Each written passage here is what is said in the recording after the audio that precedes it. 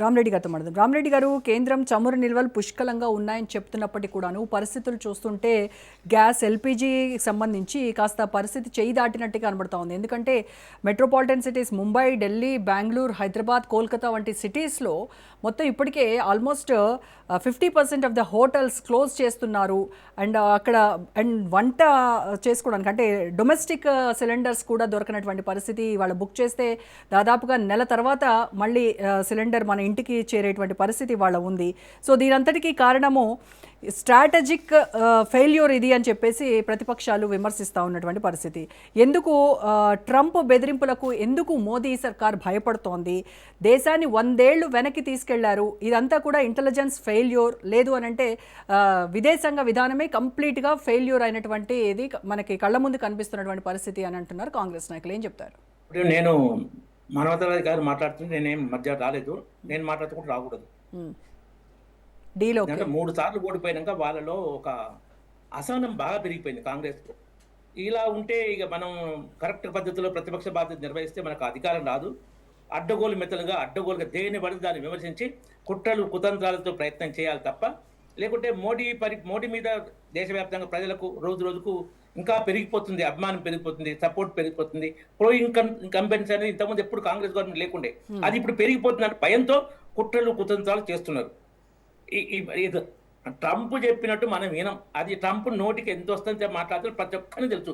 Trump value మొత్తం పడిపోయింది ప్రపంచవ్యాప్తంగా. ఎందుకంటే ఈ రోజు మాట, రేపు మాట, పొద్దున మాట, సాయంత్రం మాట, దానికి అడ్డగోలుగా మాట్లాడుతున్నా మనం కూడా అడ్డగోలు రిప్లై ఇవ్వం. అప్పుడు మన వాల్యూ కూడా డౌన్ అవుతుంది. అవతల వ్యక్తి అడ్డగోలుగా మాట్లాడుతున్నా మనం ఊరికే రెస్పాండ్ అయితే మన వాల్యూ కూడా డౌన్ అవుతుంది. ఆ ఆపరేషన్ సింధూర్ విషయంలో మోడీ గారు స్పష్టంగా చెప్పారు. అమెరికా ఉపాధ్యక్షుడు ఫోన్ చేసి పాకిస్తాన్ మీ మీద ఏదో పెద్ద దాడి చేయబోతుంది అని చెప్పాడని, దాని అర్థం బెదిరియబోయారు, మీరు పాకిస్తాన్ తోని కాంప్రమైజ్ అవ్వండి. అప్పుడు మనం బ్రహ్మోస్, ఆకాశ్ ఇవన్నీ వాడి పాకిస్తాన్ ఎయిర్ బేస్ స్మాష్ చేయడం, అంటే ఫ్లైట్ ఎగరకుండా డ్యామేజ్ చేసి ఎగరకుండా చేస్తే పార్లమెంట్ లో పాకిస్తాన్ ప్రైమ్ మినిస్టర్ నాకు మన ఆర్మీ చీఫ్ ఫోన్ చేశాడు, మునీర్ ఫోన్ చేశాడు, మనం పరిస్థితి ఘోరంగా ఉంది, ఇప్పుడు మనం భారత్ తోని ఏంటంటే యుద్ధ విరమణ ఒప్పందం ప్రతిమల ఏదో విధంగా చేసుకోవాలి, లేకుంటే మన పరిస్థితి ఘోరంగా తయారని పార్లమెంట్ లో పాకిస్తాన్ ప్రైమ్ మినిస్టర్ చెప్పిండు. ప్రైమ్ మినిస్టర్ చెప్పినాక మనం మోడీ గారి మొదటి నుంచి పాలసీ ఏంటంటే ఇది యుద్ధాల సమయం కాదు, యుద్ధం మంచిది కాదు.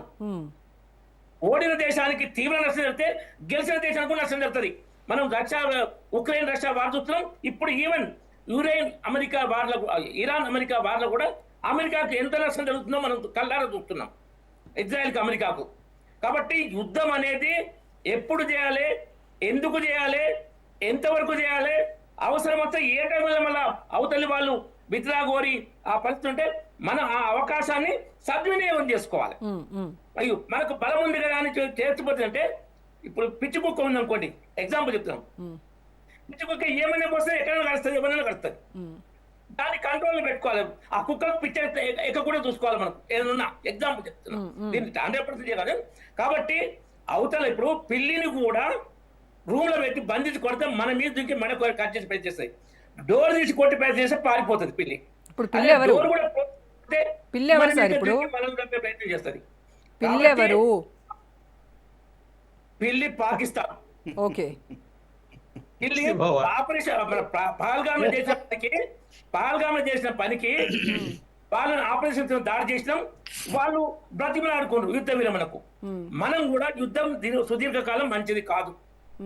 ఎందుకంటే ఇంతమంది ఓడిన దేశానికి చాలా నష్టం అయితే గెలిచిన దేశానికి నష్టమే. ఇప్పుడు అది అందరికీ తెలిసిన విషయమే, యుద్ధం వల్ల నష్టమే తప్ప ఎవరికి ప్రయోజనం ఉండదు అని చరిత్ర ప్రూవ్ చేస్తూ వస్తున్నటువంటి విషయం. అవును, ఉక్రెయిన్ యుద్ధం స్టార్ట్ కాకముందు చెప్తున్నారు.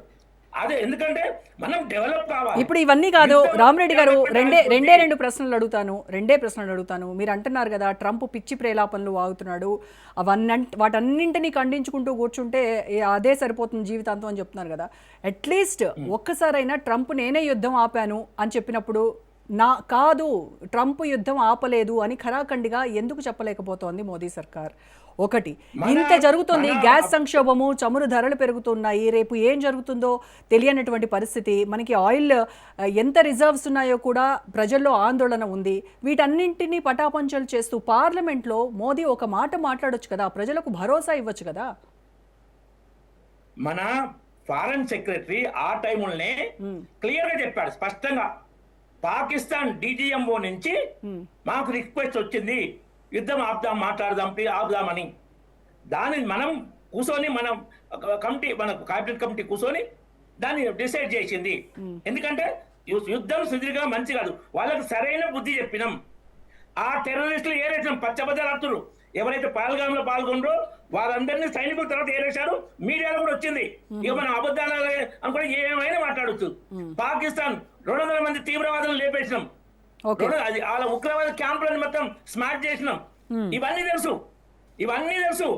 ఆపరేషన్ సింధూర్ విజయము, అది కూడా బ్రేక్ ఇచ్చినామని చెప్పినాం. మళ్ళీ రైట్, ఓకే.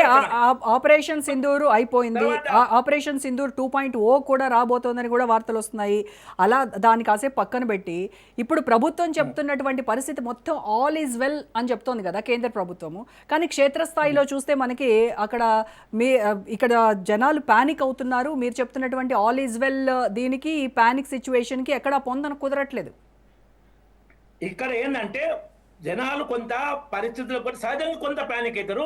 దానికి కొన్ని రాష్ట్రాల్లో ఎక్కువ చేస్తున్నారు. కొన్ని రాష్ట్రాలు కావాలని కేంద్ర ప్రభుత్వాన్ని బదనాం చేయడం కోసం ఆ పానిక్ ఎక్కువ చేస్తున్నారు. ఏంటంటే